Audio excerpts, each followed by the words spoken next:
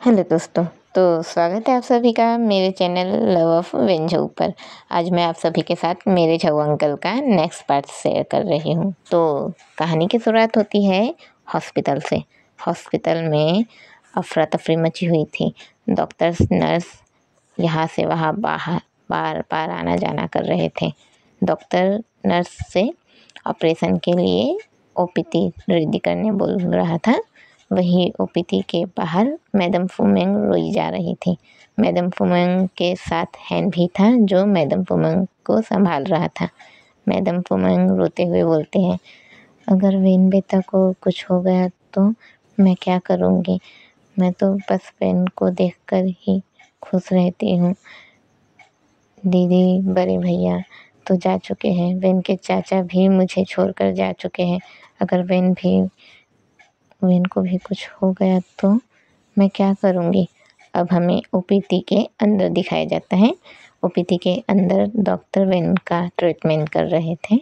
अब हमें उसे ओपीटी के जस्ट बगल वाले रूम में दिखाया जाता है, जहाँ जो एक अलग से ही रूम था वहाँ अपना झाऊ बेहोश था। अब अपने झाऊ के पास एक नर्स आती है जो झाऊ को चेक करती है। झाऊ को अब होश आता है। झाऊ की आंखें जैसे ही खुलती हैं, झाऊ बोलता है, लवन। झाऊ उस बेड पर लेटा हुआ इधर उधर देखा जा रहा था। नर्स झाऊ से बात करती है और बोलती है, अब आप कैसा फील कर रहे हैं। झाऊ बोलता है, लावेन कैसा है। नर्स बोलती है, कौन लावेन।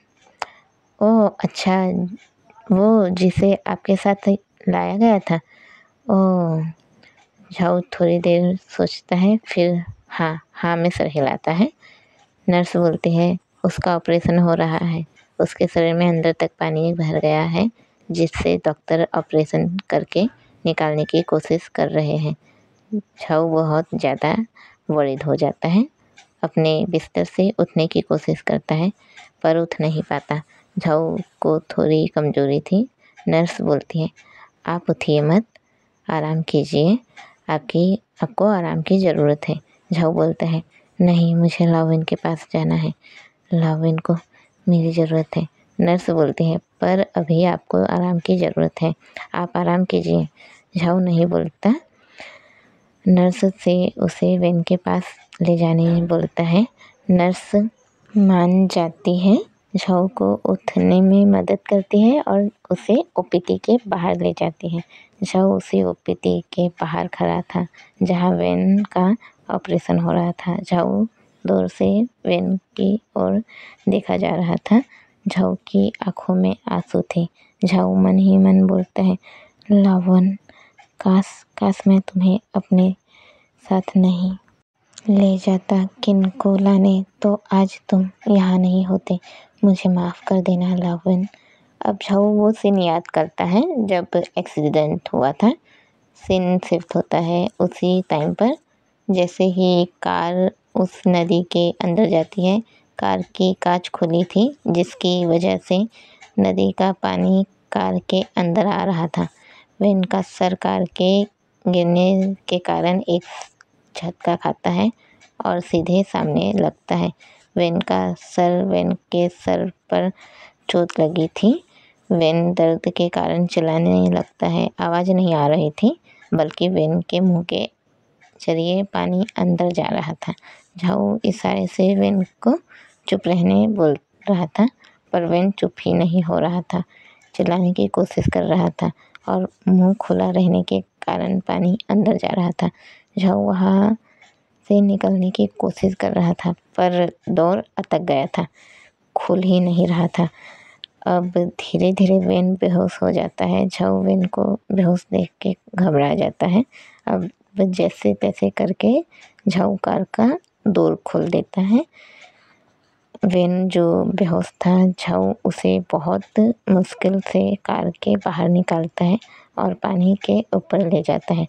अब झाऊ वेन को वही साइड में लेटा देता है। वेन बेहोश था।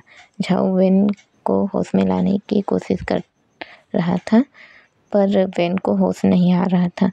अब अपना झाऊ वेन को होश में लाने के लिए उसके होठ पर अपने होठ रखता है और उसे अपनी सांसें देने की कोशिश कर रहा था। अब झाऊ ने जो अपने होठ वेन के होठ पर रखा था, अब अचानक से वेन खांसता है। झाऊ वेन को होश में देख के खुश हो जाता है, साइड में हटता है, अपने जेब से फ़ोन निकालता है और हैन को कॉल करता है। अब हैन को कॉल करता है और उसे उस जगह का एड्रेस दे के आने बोलता है और फिर वेन को उठाने की कोशिश करता है, पर वेन नहीं उठता। वेन बेहोश था। झाऊ भी एक साइड में होता है और झाऊ थक चुका था। अब झाऊ वेन के हाथ को पकड़ता है, वही बेहोश हो जाता है। अब थोड़ी देर बाद वहाँ हैन आता है, झाऊ और वेन को हॉस्पिटल ले जाता है। अब हमें हॉस्पिटल का सीन दिखाया जाता है। झाऊ ओपीडी के बाहर खड़ा वेन को ट्रीटमेंट होते देख रहा था। अब वेन को ऑपरेशन हो गया था। झाऊ वहाँ से हटता है, मैडम फुमेंग के पास जाता है उनको संभालने। मैडम फुमेंग तो बस रोई जा रही थी। अब डॉक्टर वेन का ऑपरेशन करके बाहर आते हैं। झाऊ और फुमेंग एक साथ ही दौड़ के डॉक्टर के पास जाते हैं और झाऊ बोलता है, लाविन कैसा है डॉक्टर? मैडम फुमेंग बोलते हैं, वेन बेटा कैसा है? डॉक्टर बोलते हैं, वो ठीक है, अब हमने उसकी बॉडी से पानी बाहर निकाला दिया है, पर उसे आराम की ज़रूरत है, थोड़ी देर बाद उसे होश आ जाएगा। हमने उसे अभी नींद की मेडिसिन दी है। झाऊ और मैडम फुमेंग रिलैक्स हो जाते हैं। अब झाऊ हैन से बात करता है और उससे बोलता है कि वो मैडम फुमेंग के लिए कुछ खाने के लिए ले आए। हैन हाँ बोलता है और वहाँ से चला जाता है। अब सीन शिफ्ट होता है घर पर। सारे सर्वेंट वहीं पर काम कर रहे थे। तभी अचानक टेलीफोन बजने लगता है। एक सर्वेंट जाकर फ़ोन उठाता है तो कॉल के दूसरी साइड से आवाज़ आती है, हेलो हेलो कौन? मम्मा आप हो? सर्वेंट आवाज़ सुनकर खुश हो जाता है और बोलता है, बेटा हम हैं सर्वेंट अंकल। कॉल पर एक लड़की थी, वो बोलती है, सर्वेंट अंकल मम्मा को फ़ोन दीजिए ना, उनसे कहिए मुझे लेने के लिए किसी को भेजें, मैं एयरपोर्ट पर हूँ। सर्वेंट थोड़ा उदास होकर बोलता है, यहाँ कोई नहीं है बेटा, अब सब हॉस्पिटल में है। फ़ोन के दूसरी ओर लड़की घबरा जाती है और बोलती है, सब ठीक तो है ना? सर्वेंट बोलता है, वेन बाबा का एक्सीडेंट हो गया है। कॉल पर लड़की परेशान हो जाती है और सर्वेंट से हॉस्पिटल का एड्रेस मांगती है। सर्वेंट दे देता है। अब सीन शिफ्ट होता है हॉस्पिटल पर। अपना हैन कैंटीन एरिया आया था। अपना हैन मैडम फुमेंग और झाऊ के लिए अब अपना हैन जो मैडम फुमेंग और झाऊ के लिए जो वो ले लिया था स्नैक्स वगैरह, फिर वहाँ से जा ही रहा होता है, तभी हैन वांग से टकरा जाता है। वांग हैन को देखा जा रहा था, हैन वांग को देखा जा रहा था। अब हैन को कुछ याद आता है, फ्लैशबैक टाइम, और ईयरफोन का इस्तेमाल किया जाए। जब अपना वांग कार से उतर कर जा रहा था और हैन वांग को जाता हुआ देख रहा था। अब हैन कार से उतर जाता है, वांग के पीछे जाता है। हैन को लगता है वांग को बुरा लगा, इसलिए हैन वांग के पीछे जाता है उसे मनाने के लिए।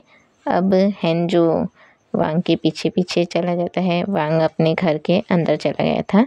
हैन पीछे से वांग का हाथ को पकड़ता है, उसे अपने करीब लेता है और बोलता है, जब से हमारी मुलाकात हुई है तभी से ही तुम मुझे पसंद हो, मुझे गलत मत समझना, मेरा इरादा तुम्हें हर्ट करने का नहीं था, प्लीज़ मुझे समझो, मैं तुम्हें बहुत पसंद करता हूँ। वांग हैन को देखा जा रहा था। वांग बोलता है, देखो हैन, मेरा हाथ छोड़ दो, मैं अभी कोई बात नहीं करना चाहता। हैन वांग के फेस को पकड़ता है और वांग को समझाने की कोशिश करता है। वांग अपने फेस से हैन का हाथ हटाता है, उसे दूर धकेलने की कोशिश करता है, पर ये दोनों ही लड़खड़ा जाते हैं और गिर जाते हैं। वांग नीचे गिरा था, हैन वांग के ऊपर ही था। ये दोनों की आंखें मिल रही थी। हैन वांग से बोलता है, प्लीज़ मुझे एक्सेप्ट कर लो, बोल के वांग के लिप पर अपनी फिंगर रखता है और बोलता है, उस दिन क्रिसमस पार्टी में सेंटा तुम ही थे ना, जब हम दोनों की किस हो गई थी। उस दिन तुमने मुझे पर बिल्कुल भी गुस्सा नहीं किया। ऐसा क्यों? तुम भी मुझे पसंद करते हो, है ना? अब वांग हैन को धक्का देता है और हैन के ऊपर आ जाता है। अब हैन नीचे रहता है और वांग ऊपर। हैन तो शौक ही हो गया था। अब वांग बोलता है, हाँ मैं भी तुझे पसंद करता हूँ, तो क्या क्या कर लेगा तू, हाँ? बोल के हैन के लिप्स पर किस करने लगता है। हैन तो वैसा ही था, वांग किस किया जा रहा था। अब वांग किस करना छोड़ता है, हैन के लिप्स पर हल्की सी बाइट करता है और बोलता है, मैंने तुझे एक्सेप्ट किया, जा जी ले अपनी जिंदगी मेरी गालियाँ खाते खाते। हैन तो वांग को देखता ही रहता है और वांग हैन के चेस्ट पर अपने सर रख कर लेट जाता है। फिर वांग उठता है और बोलता है, अबे तेरी धड़कनें कितनी तेज चल रही है, चल चल हॉस्पिटल चल, तुझे भी मेरी तरह हार्ट प्रॉब्लम हो गई लगता है। हैन कुछ नहीं बोलता और वांग को अपने नीचे ले लेता है और वांग के लिप्स पर हल्का सा बाइट करता हुआ बोलता है, अरे कुछ भी नहीं हुआ, बोल के वांग के देखता रहता है। अब वांग हैन को हल्का सा धक्का देता है और बोलता है, अब तो हट ना, क्या एक्सेप्ट किया हो तो तू आज क्या हनीमून मनाएगा मेरे साथ, चल हट। हैन झेप जाता है और वांग के जस्ट बगल में लेट जाता है और वांग हैन के चेस्ट पर अपना सिर रख कर अपनी आंखें बंद कर देता है। अभी ये लोग ज़मीन में ही सो रहे होते हैं। अब फ्लैशबैक ख़त्म होता है। वांग हैन से बात करता है और बोलता है, क्या हुआ हैन, तुम यहाँ? हैन वेन के बारे में बताता है तो वांग अभी वरिड हो जाता है और हैन के पीछे जाता है वेन को देखने के लिए। अब हमें मैडम फुआंग के पास एक लड़की को आते दिखाया जाता है। उस लड़की ने मॉडर्न ड्रेस पहन रखे थे, वो देखने में बहुत ही क्यूट लग रही थी। वो मैडम फुआंग के कंधे पर अपने हाथ रखती है। मैडम फुआंग उसे देखती है, जल्दी से गले लग जाती है और बोलती है, सियांग बेटा, तुम आ गई, तुम्हारी स्टडी कंप्लीट हुई? जियांग बोलती है, हाँ मॉम, मेरी स्टडी कंप्लीट हो गई। वेन भाई कैसे हैं? फुआंग बोलती है, अभी वो खतरे से बाहर है बेटा। अब हमें नर्स को दिखाया जाता है जो बोलती है, पेशेंट को होश आ गया। झाओ जियांग फुआंग हैन एक साथ अंदर की ओर जाते हैं। वांग जाना चाहता था पर नहीं जा पाता क्योंकि मैडम फुआंग उसे नहीं जानती, इसलिए वांग बाहर ही खड़ा रहता है। अब हमें वैन को दिखाया जाता है जो अपने सिर को पकड़कर मॉम डैड कहा जा रहा था। वैन की आंखें हल्की खुली हुई थी। मैडम फुआंग और जियांग वैन के ठीक सामने थे। जियांग बोलती है, आप ठीक है ना वैन भाई, आप मुझे देख सकते हैं, मैं आपकी छोटी बहन जियांग। मैडम फुआंग भी बोलती है, हाँ तुम ठीक हो ना वेन बेटा, तुम्हें कहीं दर्द तो नहीं हो रहा? वेन फुआंग और जियांग को बस देखा जा रहा था। पीछे से हैन भी बोलता है, वेन सर आप ठीक है ना? वेन कोई जवाब नहीं देता। अब मैडम फुआंग झाऊ का हाथ पकड़ती है, झाऊ को अपने पास लाती है, वेन को दिखाती है और बोलती है, देखो देखो वेन बेटा, तुम्हारे अंकल झाऊ भी कितने वरीड थे तुमको लेकर, कुछ बोलो बेटा। वेन जैसे ही झाऊ को देखता है, वेन के फेस का एक्सप्रेशन ही चेंज हो जाता है। वेन झाऊ को हैरानी से देखा जा रहा था। वेन की फीलिंग्स कुछ मिक्स थी। वेन खुश भी दिख रहा था, उदास भी और हैरान भी। अब वैन बोलता है आह आ आ। तभी वहाँ जिना की एंट्री होती है, अपना जिन आ जाता है। वेन जिन को देखता है, जिन ने फ्रूट का बकेट लाया था। जिन बोलता है वेन से, जिन अंकल आ गए वेन के लिए ताजे ताजे फ्रूट लेकर। वेन जिन को, अपना जो वेन है वो जिन की ओर देखता है, फिर झाऊ की ओर देखता है, फिर फुमंग की ओर देखता है, फिर जियांग की ओर, फिर हैन की ओर, और फिर से दोबारा झाऊ की ओर देखता है और बोलता है अंकल झाऊ। वेन के मुंह से अंकल झाऊ सुनते ही झाऊ की आंखों में आंसू आ जाते हैं। झाऊ हल्का सा मुस्कुराता है। जिन तो बहुत खुश ही हो जाता है, क्योंकि जिन को लगा था एक्सीडेंट हुआ है तो शायद वेन की याददाश्त आ गई होंगी, पर ऐसा कुछ भी नहीं हुआ। मैडम फुमंग तो वेन को ठीक देखकर ही खुश थी, पर जियांग परेशान थी। जियांग अपने बड़े भाई को मिस कर रही थी।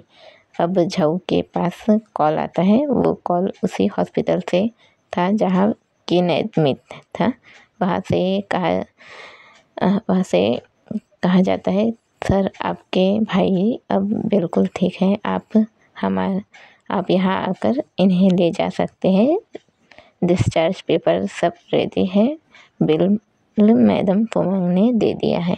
अब झाऊ किन को लेने उसी हॉस्पिटल चला जाता है। हमें जिन को दिखाया जाता है जो मैडम फुमंग को दिलासा दे रहा होता है। मैडम फुमंग जिन से बातें करती है। अब वहाँ जियांग आती है, मैडम फुमंग से बातें करती है और बोलती है वो जो था मॉम, वो कौन था जिसे आपने वेन भैया का झाऊ अंकल कह रहे थे। मैडम फुमंग जियांग को झाऊ के बारे में सब बताती है। उसे बताती है कि झाऊ वेन का केयरटेकर है और वेन झाऊ को बहुत मानता है। जियांग बोलती है मॉम 3 साल से ज़्यादा हो गए, भाई अब तक ठीक नहीं हुए, मुझे उनकी बहुत याद आती है। मैडम फुमंग जियांग के सर को सहलाती है और बोलती है तुम्हारे भाई बहुत जल्द ठीक हो जाएंगे जियांग बेटा, तुम उदास ना हो। अब हमारी जियांग कुछ याद करती हैं। फ्लैशबैक चलो, हमें 13 साल की जियांग को दिखाया जाता है जिसने पूरे घर को सर पर उठा रखा था। जियांग चिल्लाई जा रही थी कि उसे पढ़ाई के लिए यूएस जाना है, वो इस जगह पर नहीं पढ़ना चाहती। जियांग की मॉम डैड और वेन के भी मॉम डैड जियांग को पढ़ाई के लिए बाहर जाने से मना कर रहे थे। इसलिए जियांग ने पूरे घर को ही सर पर उठा रखा था। उस वक्त अपना वेन 18 का था। अपना वेन जो था उस वक्त सिर्फ 18 साल का था, पर वेन इस छोटी सी एज में भी बहुत ही समझदार और बहुत ही दिमाग वाला था। वेन इस एज से ही फैमिली बिजनेस में लग गया था। वेन इतना अच्छा था बिजनेस में कि वेन की बात कोई भी नहीं काटता था। अपनी जियांग अपने वेन की बहुत लाडली थी। अपना वेन जियांग को एकदम लाड प्यार से रखता था अपने पास। इसलिए जब अपने जियांग ने पूरे घर को सर पर उठा रखा था कि उसे बाहर पढ़ाई करने जाना है, वो यूएस पढ़ने जाना चाहती है, वो यहाँ नहीं पढ़ना चाहती, तो अब वेन ने अपनी जियांग की मम्मी से, मतलब मैडम फुमेंग से, और अपने फुमेंग के हस्बैंड से, मतलब जो चाचा चाची, इन दोनों से इजाज़त ली थी जियांग को बाहर स्टडी करने जाने देने के लिए। और अपना वेन जियांग से इतना प्यार करता था कि वो हमेशा ही उसका केयर करता था। उसे जो चाहिए होता था उसे वो ला के देता था। और अब इसलिए अपनी जियांग अपने वेन भाई को मिस कर रही है।